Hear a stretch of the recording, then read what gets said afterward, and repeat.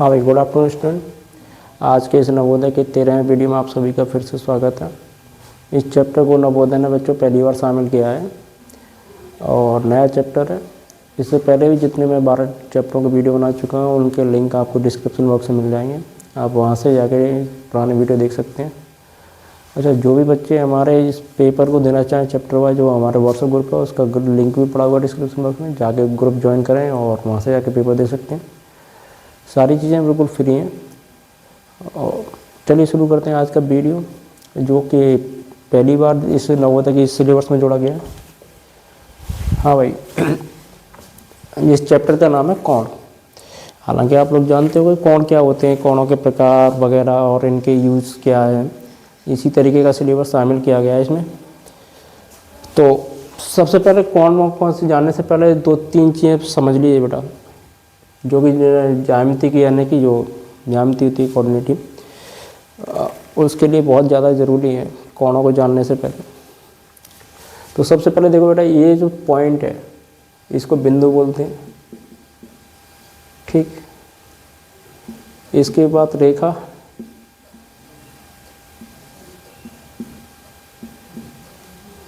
और रेखाखंड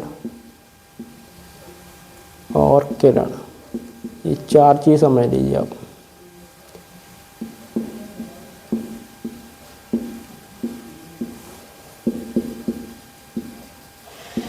किरण। अब देखिए रेखा क्या होती है।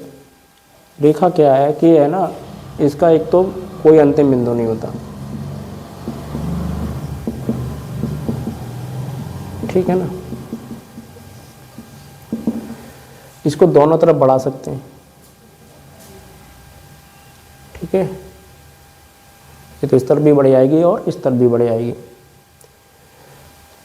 दूसरा रेखाखंड,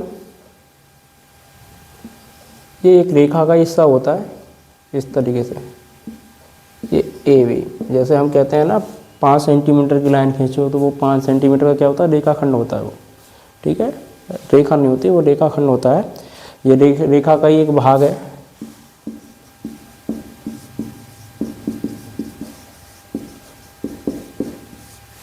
ठीक है, जिसके कितने एंड पॉइंट दिखाई दे रहे हैं आपको, ये 2। कितने पॉइंट दिखाई दे रहे हैं, एंड पॉइंट 2, है ना।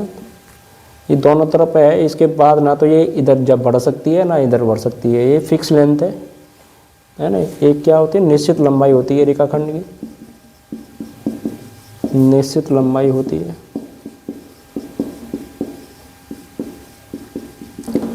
ठीक है। अब क्या है, ये रेखा और रेखाखंड दोनों का ही एक हिस्सा है। इसमें क्या है, इसमें ये जो है पॉइंट है, इसको सोर्स बोलते हैं या अंतिम बिंदु मान लीजिए, दोनों में से कोई चीज़ मान लीजिए। अंतिम बिंदु भी यही है और इसका सोर्स जहाँ से ये निकल रही है, ठीक है, सोर्स पॉइंट भी यही है। तो इसका क्या है, एक अंतिम बिंदु होता है। इनमें निश्चित जो लंबाई है वो एक ही चीज़ की होती है, उसको कहते हैं रेखाखंड। अच्छा, रे क्या है, ये रेखाखंड का भी एक भाग है और रेखा का भी एक हिस्सा है, ठीक है, जिसका एक अंतिम बिंदु होता है। ये सारी चीज़ें समझ में आई। चलिए शुरू करते हैं कोण।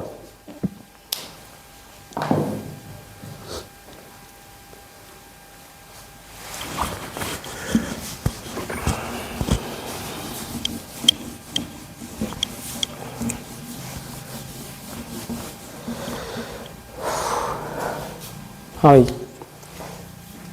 कोण अगला है ना, जो कि आपके सिलेबस में देखो बेटा होता क्या है। कोण, 2 किरणों के झुकाव को कोण कहते हैं, है ना। 2 किरणों के झुकाव को कोण कहते हैं।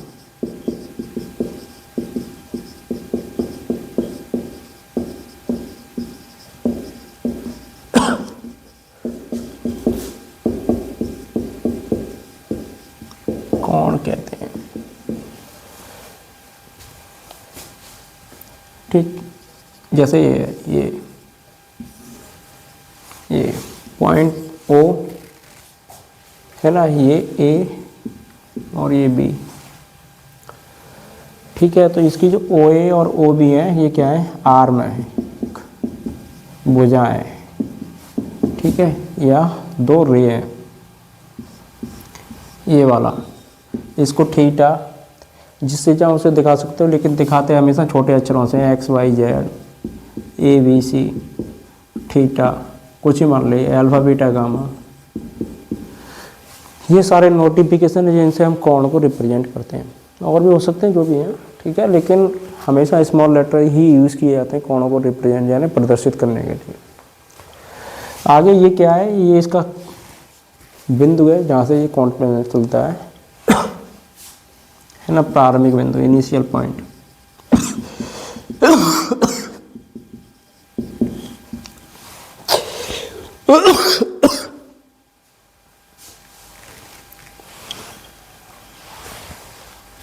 जिसको वर्टेक्स या शीर्ष भी बोलते हैं, ठीक है, वर्टेक्स या शीर्ष भी कहते हैं। तो आपको ये टर्मिनोलॉजी समझ में आ गई कोण की। कोण क्या है, ये दोनों भुजाएं, ये वर्टेक्स या शीर्ष बोलते हैं इसको, ठीक है, दो किरणों के झुकाव को कोण कहते हैं। ठीक है, अब आगे चलते हैं कोणों के प्रकार पे।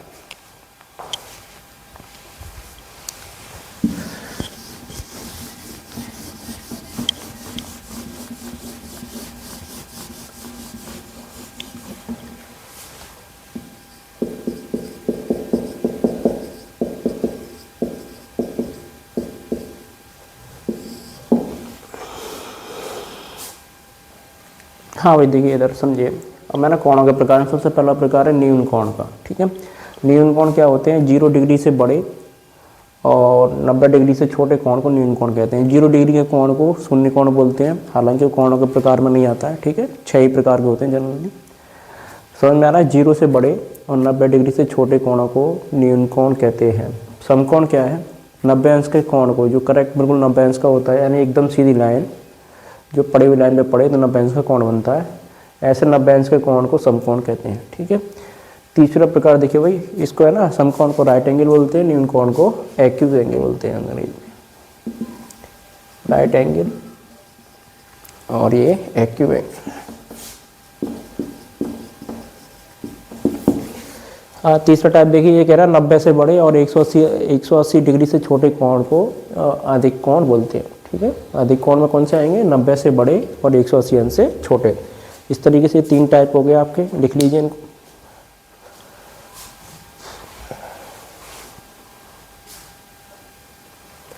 हाँ भाई, चौथा प्रकार देखो, सरल कोण। ये 100 डिग्री अंश के कोण को सरल कोण कहते हैं। ठीक है, ये बेटा इस तरीके से बनेगा, जब एक रे घूमकर है ना कहाँ पहुंच जाए, इस तरफ आ जाए। दोनों रे यानी दोनों किरणें एक दूसरे की विपरीत दिशा में होंगी। यहाँ पर दोनों किरणें एक दूसरे के विपरीत दिशा में होंगी, एक दूसरे के विपरीत दिशा में।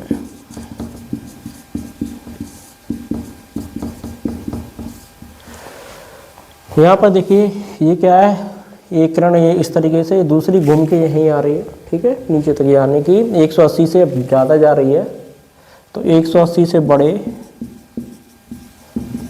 और 360 से छोटे कोण को बोलते हैं बृहद कोण यानी रिफ्लेक्स एंगल। ठीक है, अगला लास्ट प्रकार है छठा, इसको बोलते हैं पूर्ण कोण या संपूर्ण कोण, जो भी लिखा आ जाए तुम्हारी कॉपी में। ये इस तरीके से बनता है कि दोनों, पहली वाली रे अपनी जगह खड़ी है, दूसरी वाली पूरा घूम के यहीं आ गई, किसके ऊपर, जो पहली वाली के ऊपर आ गई घूम के। तो जब वो पूरा चक्कर घूम लेगी इस तरीके से, तो इस कोण को कहते हैं बृहद, वो संपूर्ण कोण, और ये 360 डिग्री का होता है। 360 डिग्री के कोण को संपूर्ण कोण या पूर्ण कोण।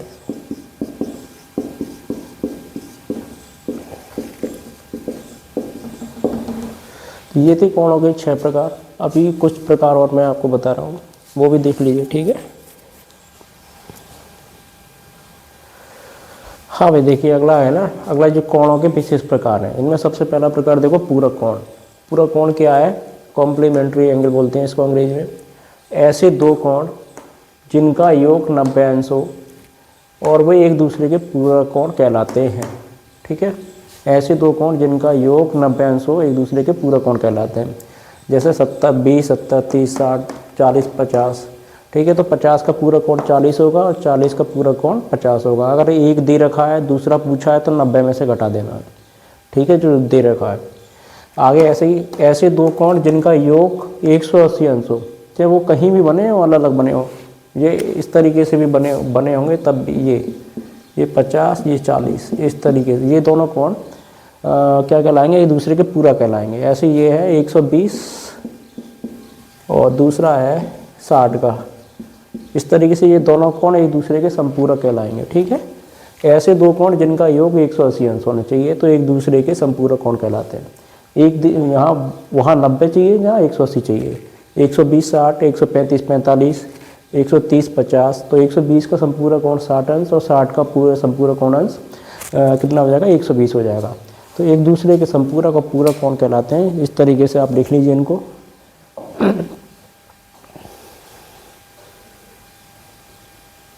हाँ भाई बेटा, चलो देखिए तीसरा कोण आसन कोण। ठीक है, एडजेंट एंगल बोलते हैं इनको अंग्रेजी में।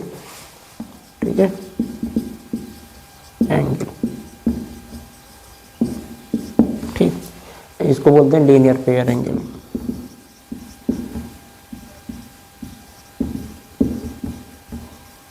हाँ, ये समझ लिए, एक ही शीर्ष और दो रेखाओं से, है ना, इस तरीके से बना, एक ही उपनिष्ठ भुजा है, यानी इसके द्वारा बनाई गई कोण है ये। ठीक है, ये वाली भुजा के द्वारा बनाई गई कोण है। कौन सी भुजा है इसमें, जो दोनों में बन रही है, ओसी। तो ओसी भुजा एक कॉमन है और एक ही शीर्ष और एक उपनिष्ठ भुजा द्वारा बनाए गए दो कोण आसन कोण कहलाते हैं। ठीक है, और इसमें एक शर्त होती है कि जो उपनिष्ठ भुजा है ना, उसके दोनों तरफ जो दो भुजाएं रह गई हैं वो दोनों तरफ होनी चाहिए, एक ऊपर है एक नीचे। ऐसा नहीं हो जो से उपनिष्ठ भुजा के द्वारा बनाए गए कोण है उसी के दोनों भुजाएं ऊपर होंगी तो वो दोनों कोण आसन कोण नहीं कहलाएंगे, या दोनों भुजाएं उससे नीचे होंगी तब भी जो है दोनों कोण आसन कोण नहीं होंगे ऐसी स्थिति में। ठीक है, आगे देखिए रैखिक युग्म कोण। रैखिक युग्म कोण क्या होते हैं, लीनियर पेयर एंगल।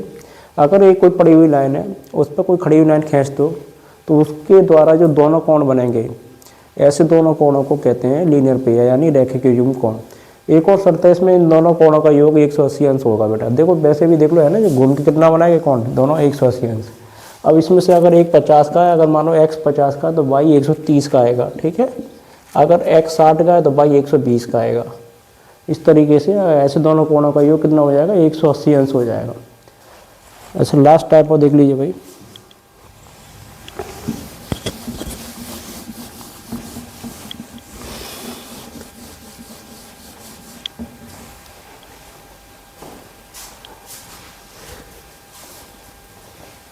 पांचवा शून्य कोण भाई, इसको जीरो एंगल बोलते हैं। इसकी बस एक ही पहचान है, इसमें क्या है कि ये पॉइंट ओ है, एक रे ये है तो दूसरी भी यहीं पर है, यानी दोनों रे में किसी ने कोई मूवमेंट नहीं किया।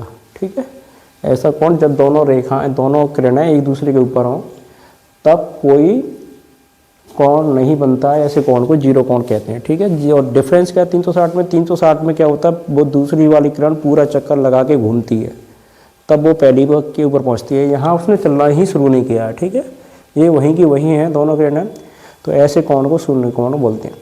तो ठीक है बच्चों, आज के वीडियो में सिर्फ इतना ही। ये थे कोणों के प्रकार जो कि पहली बार इस चैप्टर को जोड़ा गया इस नवोदय प्रवेश परीक्षा में। ठीक है बच्चों, जो बच्चे अब तक चैनल से नहीं जुड़े चैनल से जुड़े हैं और चैनल को सब्सक्राइब करें, वीडियो को लाइक शेयर ज़रूर करें अगर पसंद आए तो। अच्छा, और आप लोगों का एग्ज़ाम 20 तारीख का है, आप लोगों को बहुत बहुत शुभकामनाएं। नंबर्स की भी, आने वाले नंबर्स की भी बहुत बहुत शुभकामनाएं। ठीक है बच्चों, धन्यवाद। मिलते हैं अगले वीडियो में जब भी बनाएंगे।